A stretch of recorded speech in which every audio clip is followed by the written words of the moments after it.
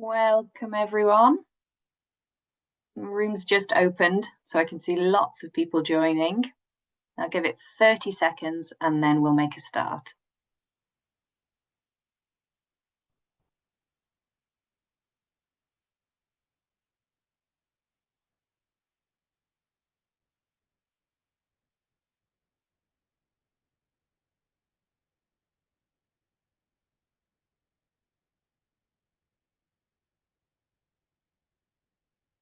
Great.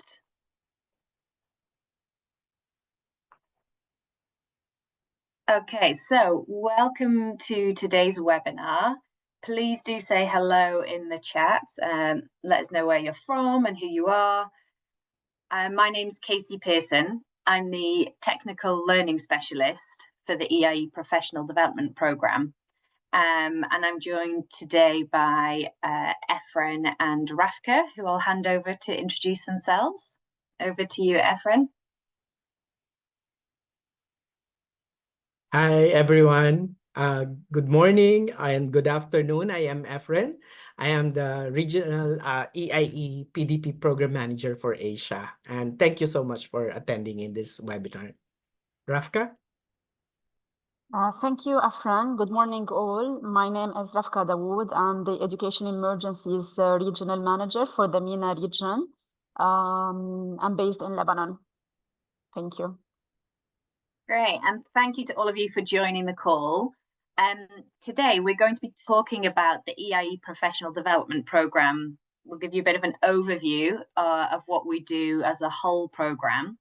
And then most specifically, we're going to be talking about the Certificate of Advanced Studies, which is, I'm sure you've seen kind of the application flyers and the information on social media, and that's hopefully why you're here today. We'll talk a little bit about what to expect from the course, how the learning takes place on the course, and then a little bit about the application process at the end. And there will be time for question and answers at the end. So whilst we're giving the presentation, feel free to add comments in the chat, show your support with reactions. If you have a specific question, there is the Q&A feature that you should see as a little kind of question box at the bottom. And if you select there and put your question into there, we'll make sure that we get back to it at the end. So yeah. I'm going to jump into it straight away so that there's plenty of time for everybody for us to get around to everybody's questions at the end. So the kind of main aims of the EiE Professional Development Programme and the CAS is to improve the speed and quality of an EiE response. So we do this through professional development, and we do it in lots of different ways, from online professional development, specific courses and trainings, and it covers a whole range of competencies that we're looking to continue to develop as ourselves as EiE practitioners and with all of you, and to create opportunities for sharing as well within country and across regions.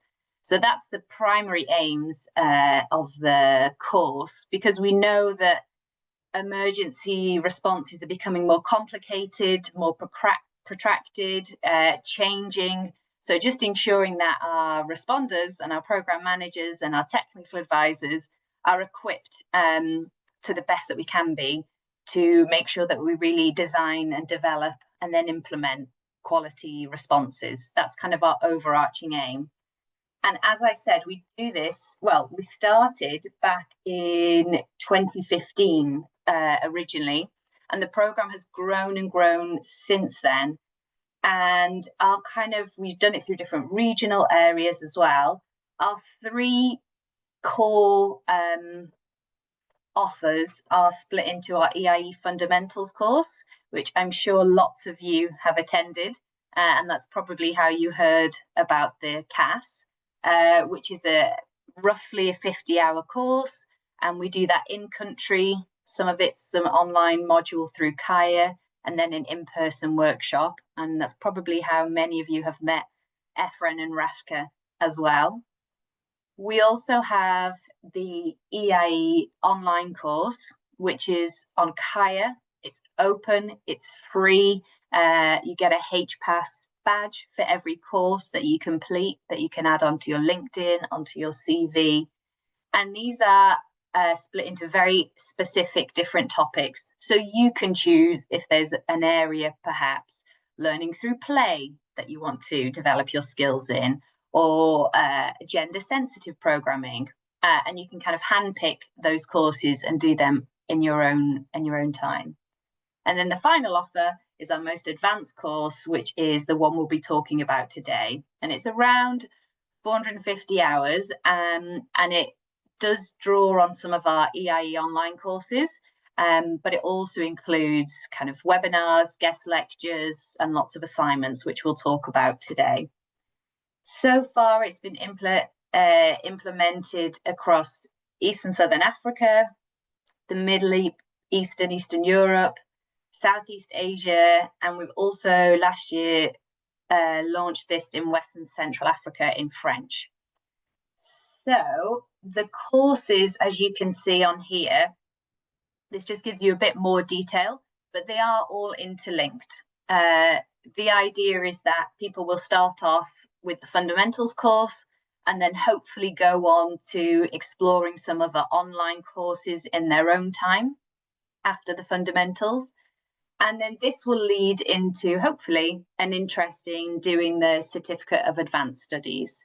And we very often draw on our graduates who've been through our advanced programme to then support in country to deliver future fundamentals and to host their own trainings and their own workshops for the cluster, for their own organisations.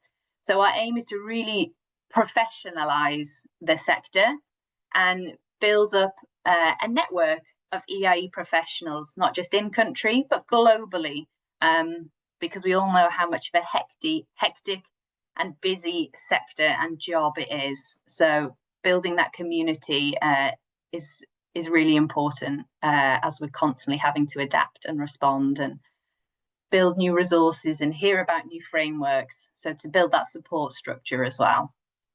And you can see down the side of here all of the different partners that have fed in along the last 10 years with different content and resources. I won't read each of the individual boxes, but if you can see on the screen, it gives a breakdown again of whether it's self-directed, how the sessions are delivered. But I'm going to hand over today to start off with Rafka, who's going to talk to us more about the Cross-Regional Certificate of Advanced Studies, or the CAS, which you'll hear us refer to it a lot. Over to you, Rafka. Okay, thank you, Casey. So to go over the Cross-Regional Certificate of Advanced Studies, I will start with maybe the eligibility criteria for this program, which is designed for education professionals working in some of the worst, most challenging contexts. So we are aiming to have professional who has at least 2 years of experience in education emergencies, participant who has some academic qualification, a bachelor degree or equivalent, which is required from the University of Geneva or any institution recognized by the University of Geneva. For the language proficiency, we are aiming to have a participant with a good level of written and spoken English, because the course will be delivered in English. And for sure, the candidates must currently work in emergency, fragile, and disaster settings. The program duration will run from June 2025 till March 2026. As for the target countries, it's very important to note that we are aiming to target participants or applicants who work in Afghanistan, Myanmar, Bangladesh, Pakistan, Nepal, Syria, Yemen, Iraq, Lebanon, and also Egypt. So that's why it's a cross-regional CAS Certificate of Advanced Studies, where we are targeting countries from the Asia region and the MENA region, the Middle East region and the Asia region. So this program is not just about gaining a certificate at the end, it's about building more resilience, sharing cross-regional expertise, and advancing our impact in the field of EiE. Yes, can we move to the next slide? Thank you. Moodle will be our main learning management system for this course. It's a user-friendly platform, online platform, where you will find everything you need, such as the course material of the EiE assignments, the discussion forum, the communication tools.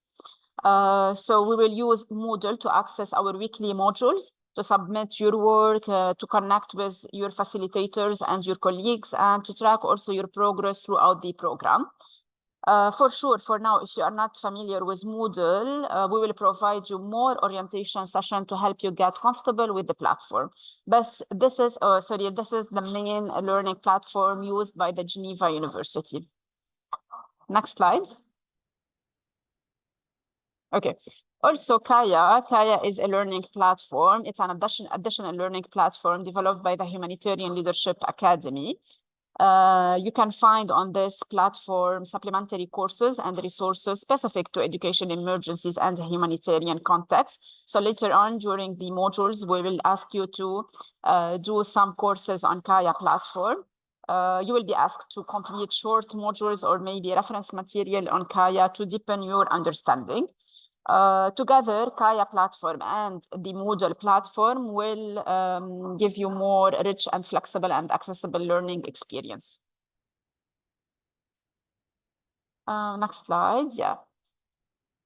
To focus more now on the blended learning model, combining online flexibility with interactive support. So to make sure that your learning process is very interactive. We set up already the Moodle and Kaya platform, where you can find, as I said, the self-paced module, the videos, reading, assignment, and they will be accessible anytime to fit your schedule.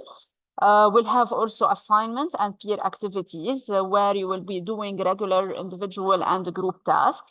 We'll have also in-person engagement. Hopefully, we'll have one in-person simulation, a residential course at the end of the program, locations to be confirmed later. This in-person or simulation course is designed to apply your learning from this course to real-world EiE contexts.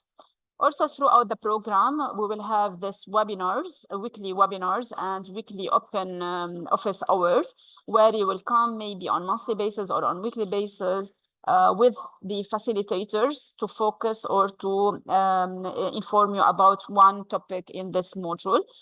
These sessions are interactive to discuss key themes and share experiences. For the open office hours, that will be also an interactive platform. Also will have a weekly time slot where facilitators are available if you have any kind of questions regarding the assignment, regarding the module process. Thank you. I'll hand over to Efren for the course structure. Yeah, thank you, Rafka. So for the potential students, this will run for 9 months, and we will be covering 8 modules in the course. And so it basically means about 1 month per module. And this is a combination of self-directed learning using our course book, using Kaya platform, using Moodle through a discussion forum. And as Rafka mentioned, we have webinars, we have open office hour, which is basically consultation of a group project. So module 1 and module 2 is basically the foundational theories and frameworks. Module 1 is concepts and frameworks of EiE. Module 2 is cross-cutting issues and approaches. And yeah, we have specific time allotted per module. And we will be discussing that later on as you are admitted in the program. And then module 3 we will have the assessment, analysis, and design. So we're focusing on the program EiE programming, planning and evaluation. Module 4 is more on the strategies in EiE, looking at the physical and psychological protection and well-being in EiE. Module 5 is on teaching, learning, and improving outcomes in EiE. And module 6 is support system, community participation, school management, policy and coordination basically talks about revolves around the cluster work, no, in EIE. And as we mentioned earlier, Module 7 is a simulation. So in previous cohorts, we have in-person meeting for 7 days, doing the application of their learnings for the last 6 months in a controlled environment of designing a EIE response plan. And then Module 8, when you return to your own country and your own organization, you are expected to conduct a skill sharing training assignment. You will be conducting EIE trainings to your organization or to your country, which will be supervised by the CAS module teachers. So that's basically the whole 8 modules that we will be going through this course. Next slide, please. Yeah, so I will not go through this, but as I've mentioned earlier, we will be using both course books. We have our own course books that you will see these topics and units for every module. And then you will be using Kaya online platform, and you will also be using Moodle platform for your discussion forum. All in all, we advise students to provide at least to set aside 10 hours per week to really, give time to study on your own and to participate in group projects as well. So it's something I think you should start talking to your line managers if you will be allowed to have 10 hours a week to allot for your studies. Next slide, please. And again, this is essentially a practical learning and also a university work. And so it really demands a lot of your time. And from our experience, working with different countries is an enriching experience, but also it will require a lot of your time. And so you really need to invest in that process as well. For the assessment, I will just continue, Rafka, if you want to mention anything. But the assessment basically is you have online test and you have discussion forum, which will be in the Moodle platform. Those are all graded. And the group assignment, as I have said, consists of 50% of your grades. And the good thing with this program is that every module, we invite experts, EIE experts, to be your module teachers, to lead the webinars and to lead the discussion in the office hours, and to guide you in completing your group assignment. Rafka, you want to add anything based on your experience with the region? Thank you, Efren. Yes, maybe I can add that also throughout the program, the participants of the program will have this group assignment on monthly basis where they have to complete a group work. And this group work will be graded for the presentation mainly and the group work. Adding to the individual assessment that will be like a small quiz to assess the knowledge taken from the course. So the group assignments aim to assess the skills taken from the course, and the quizzes to assess the knowledge. Thank you. Thanks, Rafka. Next slide, please. In the whole course of CAS, we will be using the University of Geneva grading system. And basically, yeah, this is how you see it. Excellent is 575 to 6. And the failing grade is less than 4. Essentially, as I've said, you are enrolled in the University of Geneva. And completing this course, you will earn 15 ECTS credits. Okay, so it's like, yeah, you're basically enrolled in the University of Geneva. And so we will be using their grading system and their policy on assignment and examinations. Thanks. Next slide, please. Yeah, I think this will be Casey. Great, thanks Rafka and Efren for that overview of the course and what to expect. As Efren mentioned, it is a university accredited course, so the application process is split into 2 stages. The first stage is an initial application, which you complete by submitting in the Teams form, which is on our flyer. I will also share it in the chat if you haven't done an application yet. And this is really for us to get an idea of your level of experience, your motivations and your interest. So do make sure you give time to this to really highlight what skills you have already in EiE, but also what you will gain from this course and what you will do with this moving forward. From this stage, the deadline for that is the 12th of May, so you have about a week left. After this stage, then you'll be shortlisted, and then shortlisted candidates will be sent a link from the university where you have to add your kind of ID documents, your proof of degree, diploma certificates, a CV letter, and those of you who are successful through there then will receive the congratulation email that you have been successful and will be participating in the course. I should say it's highly competitive.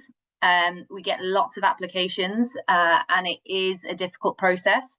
So do take time and energy if you're interested and you think you can commit the time throughout the kind of next 9 months to this course. Please do spend the time filling that in and putting through an application. I'll share the link in 1 second into the chat. I think, yes, the only other thing we'll do before we get into question and answers is we'll have a quick look at a video of one of our previous graduates. So you can see not only Abed, not only his journey on the course, but then what he went to do after participating in the course. And whilst you're watching that, do use the Q&A features. I've seen about, quite a few questions coming through, and then we'll go on to answering those after the video. Rafka, are you able to play that video? Yes, I will play the video, but first maybe it's worth noting that this is a success story of Abed, who was a participant, a student in the CAS program 2022, if I remember well, in the MENA region. Abed was an education specialist with Save the Children International. He started as a learner in this program, and then he became a technical facilitator at the EiE CAS in the MENA region and in the Asia region, where he attended the Bangkok simulation. So I will share now my screen, and please let me know if you can, if the sound is working. 1 second.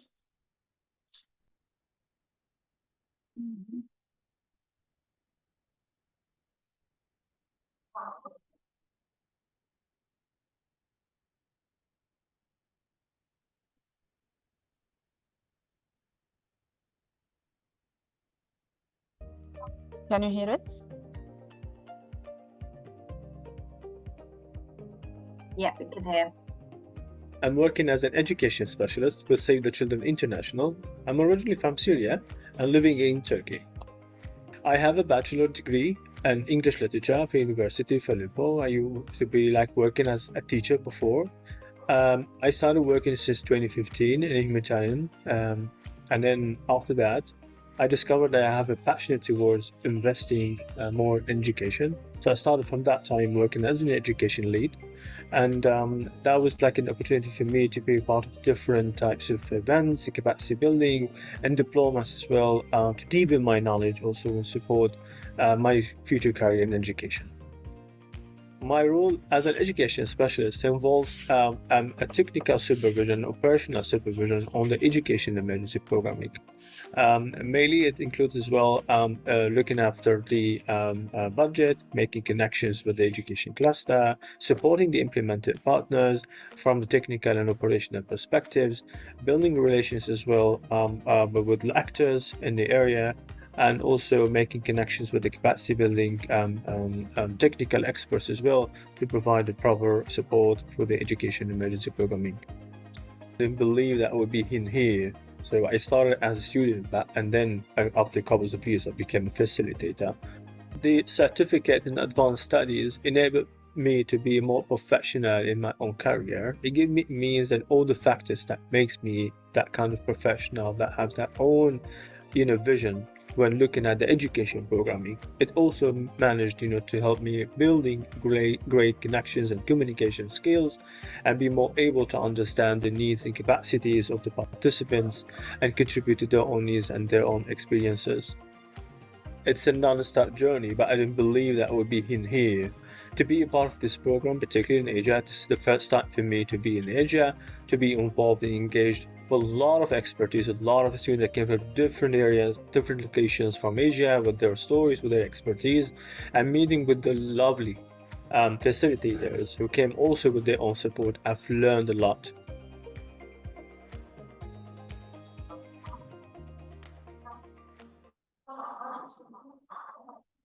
Great, thanks for sharing that, Rafka. Hopefully it gives you a bit of an overview of the type of students we have and what they go on to do once they graduate. Okay, I'm going to move into the questions because I can see there are lots of questions in here. I'll direct some of them to you, Efren and Rafka, as the kind of course managers to go into the details. But one point I will clarify, because I've had quite a lot of questions, is about the targeted countries. So as you can see, it's cross-regional. So we've had to select specific countries that we are targeting. And that's for a combination of reasons, both in terms of the program itself, but also in terms of the practical aspects around time difference and logistics for when we meet in person. So I would suggest if you are interested, but you're not from one of the targeted countries, you may still apply if you feel that your experience is relevant, and we will consider those people outside of the targeted countries only if we don't have enough applications or if the quality of the applications we do receive are not relevant or are not right. Then we will look at those from outside of the targeted countries and deal with those on a case-by-case basis. But unfortunately for this cycle, we are having to have quite a narrow focus and target just this cross-regional approach. We are looking for next year to try and expand it out again, but given the current climate of everything that's happening in the sector this year, it's just not been possible. Also, on those questions about West and Central Africa, that is currently already ongoing. So the course is already running at the moment, and once the course starts, it's not possible to join halfway through. That's due to finish in July this year. So hopefully we'll launch a new one at the beginning of next year. So if you're from West and Central Africa or interested in the French version, applications will be opening early next year. So it's not possible to join at the moment. I think that's mostly on location. We do have some other questions. So there's a question here which asks about, from Mohammed, about the different types of assessments involved. So maybe Efren or Rafka, could you please elaborate on the nature of these assessments? For example, do they include writing articles or preparing action plans or similar tasks? And is there a final dissertation at the end? Rafka? Okay. Yeah, I'll probably go first. Yeah. Though this program is in partnership with the university, we veer away from academic outputs. So most of our outputs are very practical. So you don't have to write, academic essays and dissertation. Most of the group projects are, it's one good example is a response plan. So the outputs are really practical use in work settings, no? And mostly case studies as well. And there will be group presentations. The exams are usually online tests, that is multiple choice test, just to check on your knowledge gain from the course, no? So those are basically, but do not be afraid, it will not be an academic work, like, you know, writing of essay. So it's not like that. It's very practical. I hope that answers the question. Thanks, Efren. They've also asked about, will you have access to the University of Geneva library and resources? Yes, you will, because you'll be on the Moodle platform and you'll be enrolled as a student at the University of Geneva. So that will be possible. Is it mandatory that students have physical attendance for part of the learning program, or is the program fully online and hybrid? You can answer.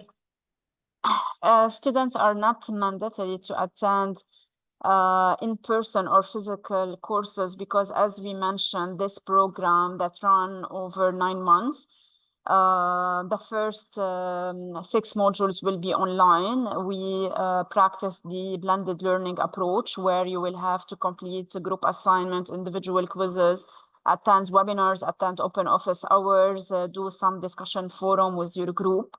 So mainly it's online. However, we have the last module, not the last module, sorry, the module 7, it's a residential course, where we aim to have all the candidates, the participants in one location. The location to be confirmed at a later stage will be all of us doing a simulation of all the learning that you took from module 1 till module 6.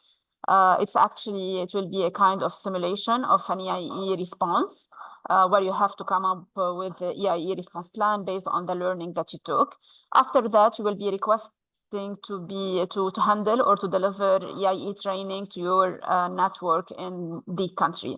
So there is no physical attendance in the Geneva University. If I want to say, it's not a residential course, it's an online course, hybrid approach. Thanks, Rafka.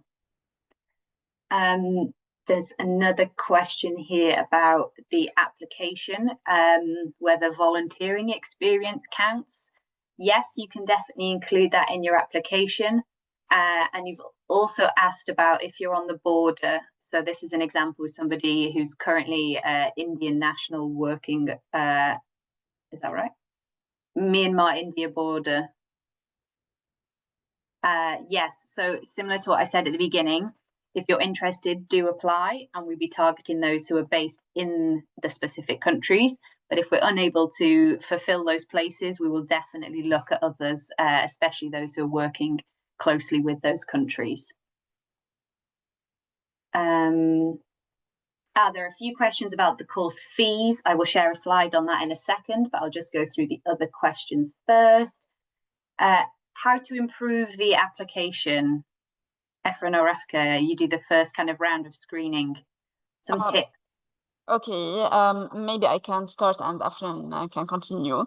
So to remind you of the eligibility criteria, as I said before, we are aiming to have candidate who has more than 2 years experience in the education emergencies.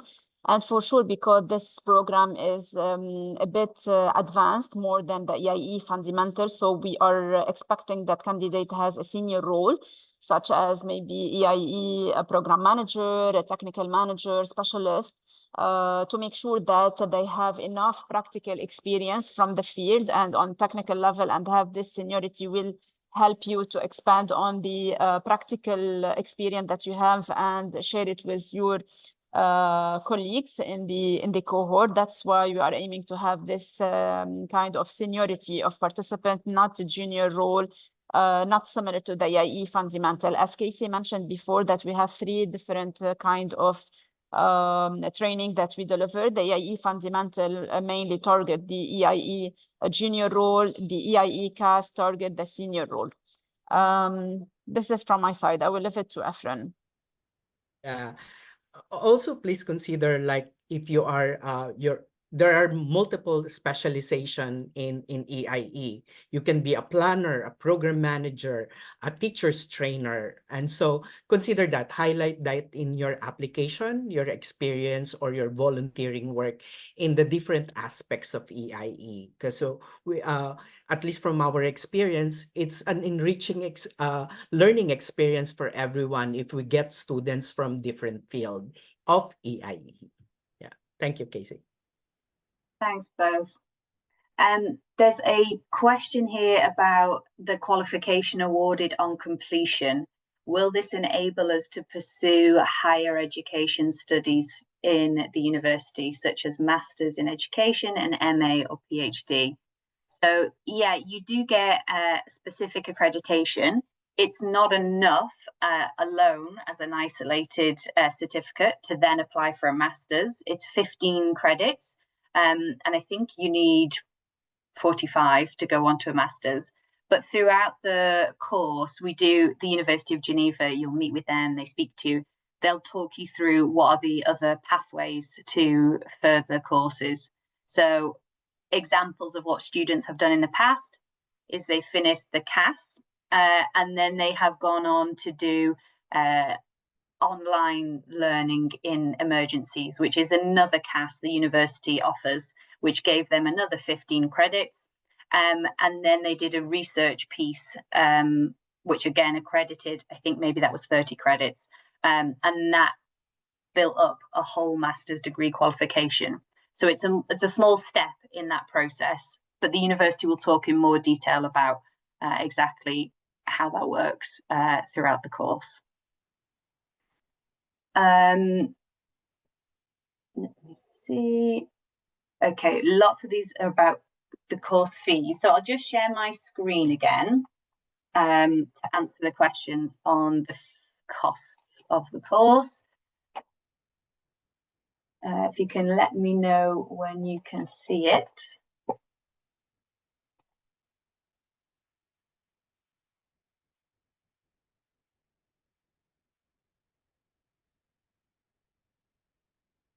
Yes, we can see the presentation.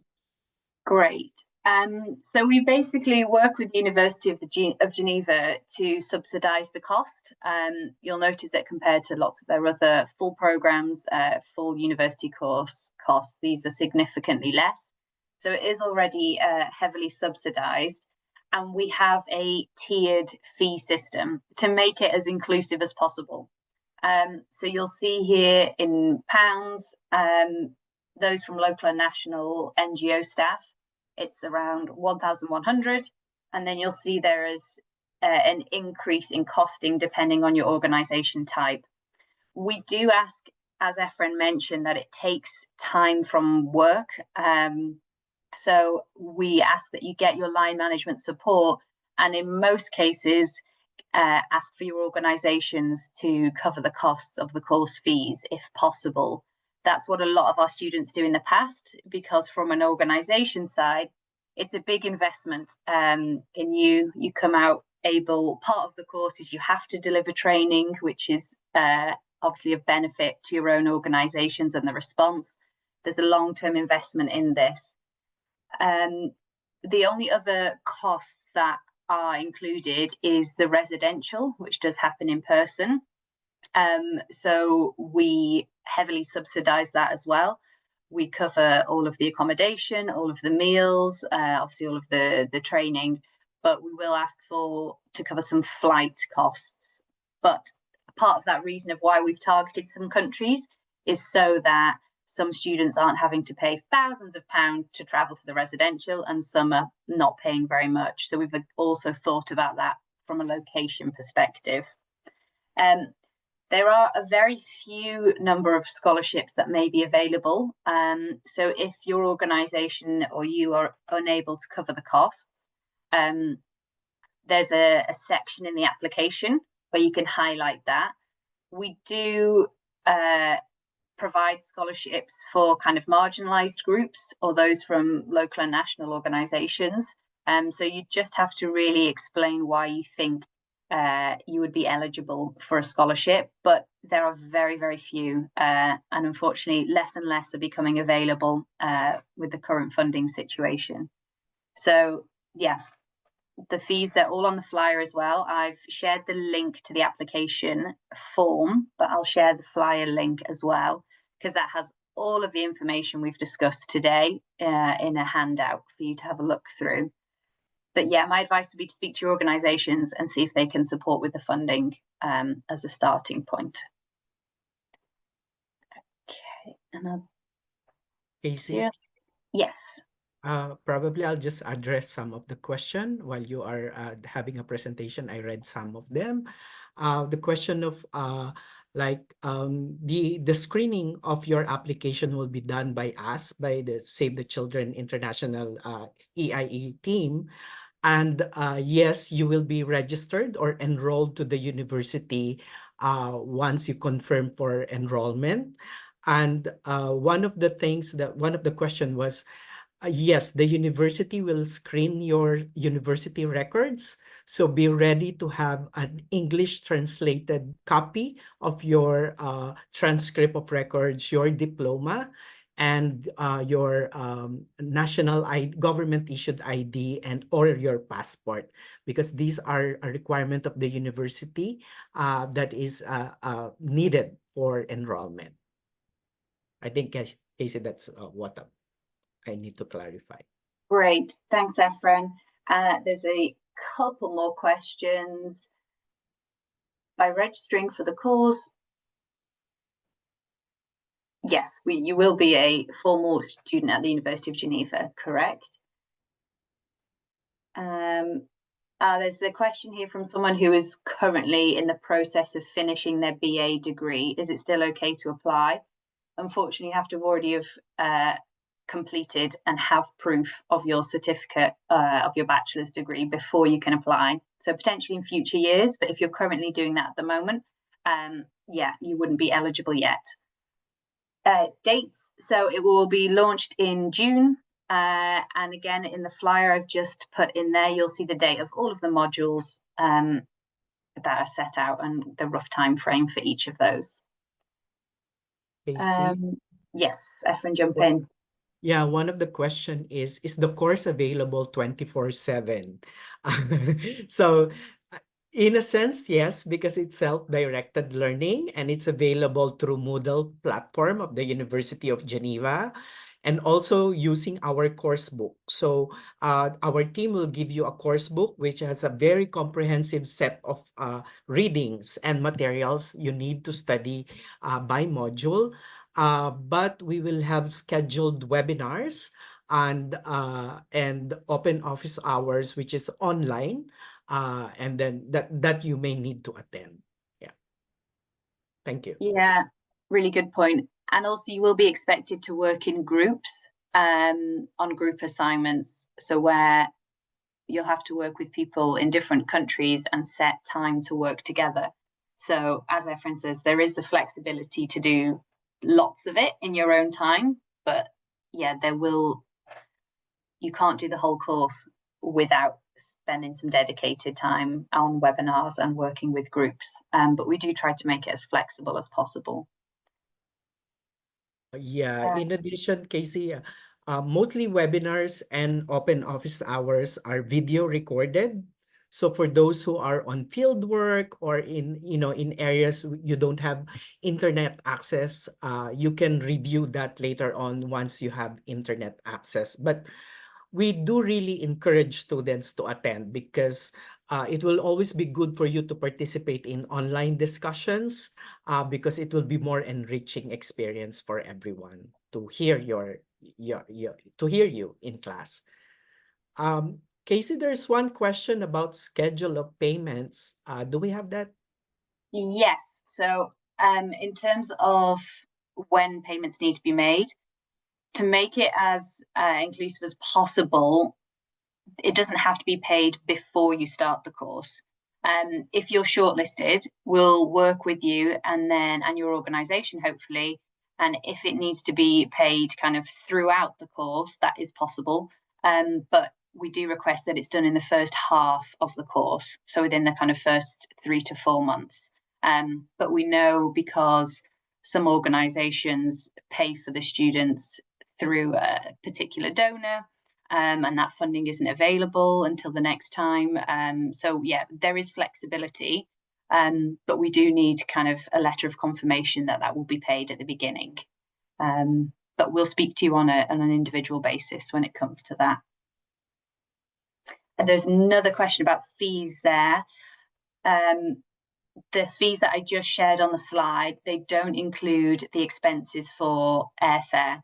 So it does include the cover for accommodation and food.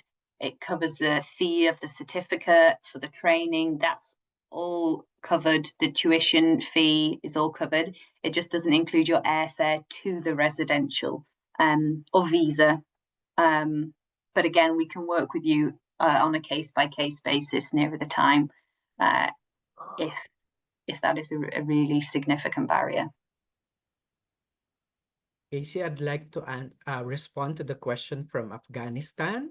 I am not sure if I understand this very well, but there is no separate qualifications for Afghanistan.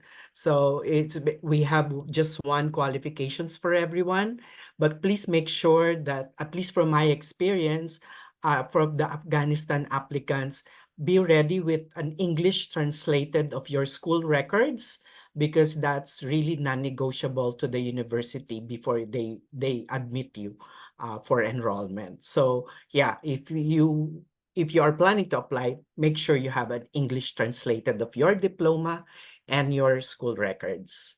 And you are asking if there's available program for 2025. The one that we are open for application will run from June 2025 to March 2026. Thank you.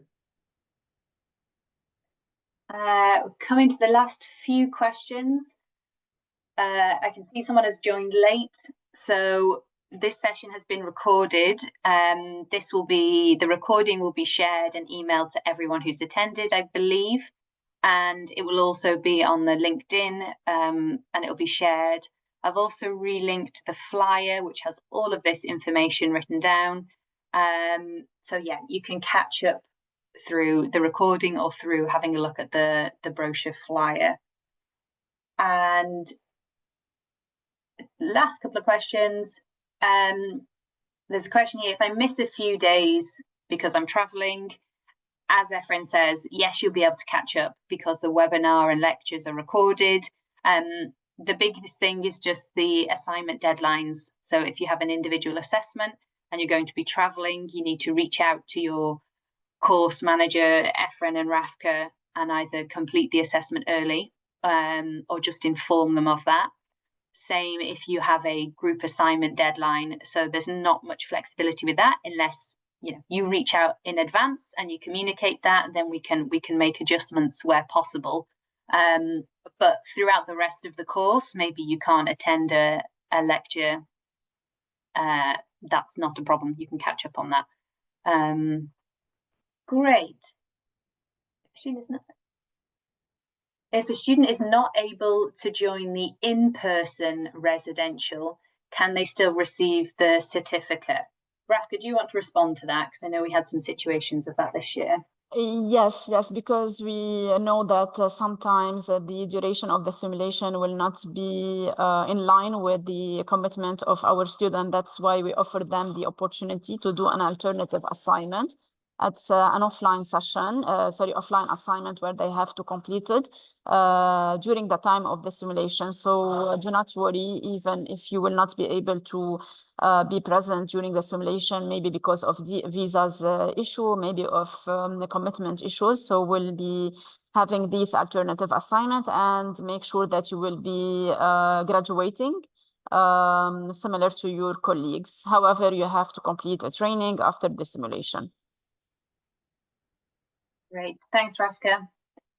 And then the final question to close on is probably the perfect one to close on, if there's no other, is: are there any other free EIE courses available? So I will share the link to Kaya. That's our platform with a whole range of content for EIE and different courses that you can definitely complete. There are different lengths.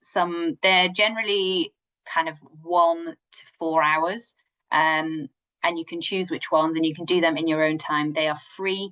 They're really useful.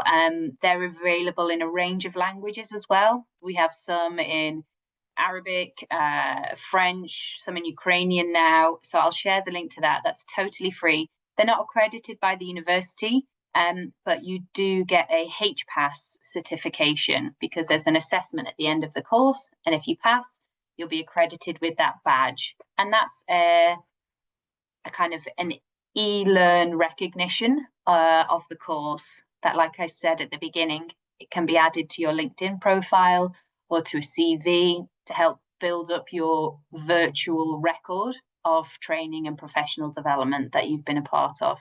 So I definitely recommend those.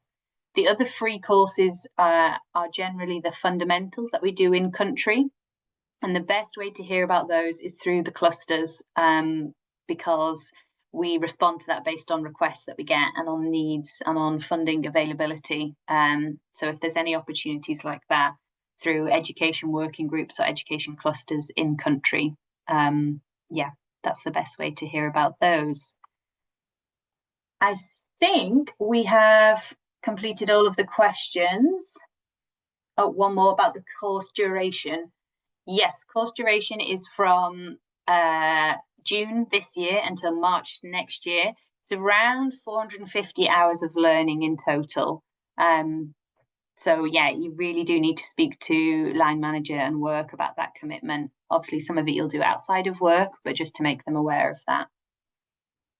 If there's any final questions, do please put them in. There may have been a few in the chat that I might have missed, but Efren, Rafka and I will have a quick skim through and we'll respond by writing in any of those if there is. A rough idea on the in-person venue, Casey. Yeah, there's always one who wants to know. No, we are looking into different options. We're looking at Egypt as an option at the moment, but we don't know if that will be confirmed. We've also been looking at Oman. So yeah, we can't really say at this stage. So yeah, we're looking at different countries in the region. Will there be more sessions like this for the support?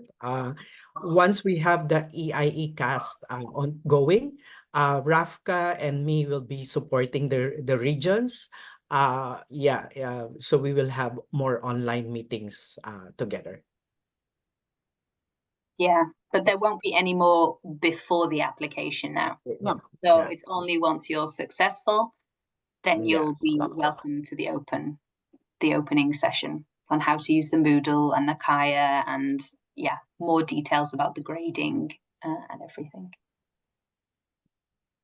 Okay, any final things, Rafka, you'd like to say or close up, and then Efren? Yes, thank you, Casey. I would like to encourage the participants to apply for this interesting program. My experience within this program started as a student in the Middle East cohort 2022-2023, if I remember well. I started a student and then I'm handling the program in the MENA region. So it's a very important program. Apply, share your experience, and hopefully you will be successful for this program. Thank you. Of course, Rafka. I forget. Yeah, you've been through the program. You're a graduate as well. Great. Thanks, Rafka. Any final things from you, Efren? Yeah, thank you so much for everyone. It's always great, you know, to feel the excitement of EIE world and EIE professionals. We've received a lot of applications already, and your attendance today is an indication of the excitement for this program, and we really appreciate. And yeah, I mean, we are joining in a community of EIE professional, and so even if you will not be accepted at this point in the program, we have a whole range of different activities that we can work together as EIE sector. Thank you. Great, thanks, Efren.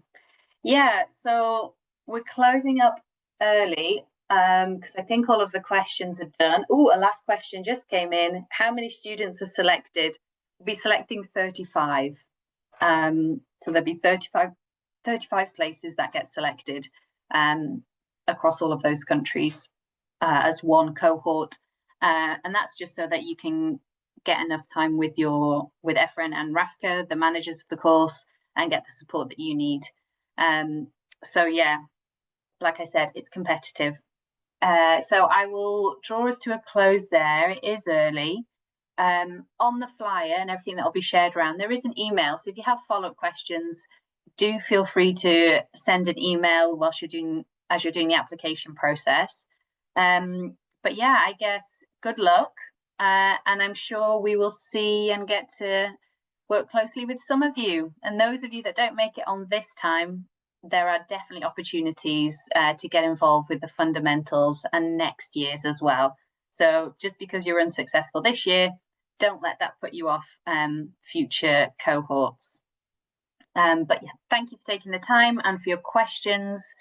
And yeah, enjoy the rest of your day. Take care, everyone. Bye. Bye-bye.